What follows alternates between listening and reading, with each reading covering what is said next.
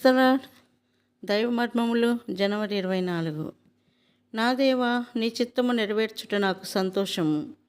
కీర్తన 48. మన పరిస్థితులలోనూ అనుభవములలోనూ బాధ్యతలలోనూ మనకు నిజముగా బలమై ఉన్న యెహోవా యందలి ఆనందమే నిజమైన ఆత్మీయ ఎదుగుదలలోని రహస్యము. కొద్ది నెలల వరకు మాత్రమే కాకుండా అనేక సంవత్సరముల వరకు ఆత్మీయముగా పసిబిడ్డలుగా ఉండట సాధ్యమే. విచారకరమైన సంగతి ఏమనగా అనేకులు ఆ రీతిగానే ఉన్నారు. అయితే తన బిడ్డలలోని ప్రతి ఒక్కరూ బాధ్యతను వహించగలిగిన సంపూర్ణ ఎదుగుదలకు రావాలననియే ఆయన కోరుచున్నాడు. నీవు అనుదినము ఎరగవలెనన్నదియే దేవుని కోరిక. దేవుని వాక్యమును చదివి ధ్యానించుకొలది నీవు ఆయనను ఎరిగెదవు. తద్వారా ఆయన సన్నిధిలో గడపవలెనను ఆకలి నీలో అధికమగును.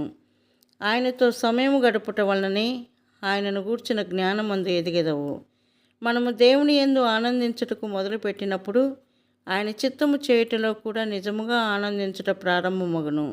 నా దేవా, నీ చిత్తము నెరవేర్చుట నాకు సంతోషము. కీర్తన 48. కొన్ని పర్యాయములు ఆయన చిత్తము ఎరుగుటకు గాను నెలలు సంవత్సరములు కనిపెట్టినట్లు ప్రభు మనలను చేయును.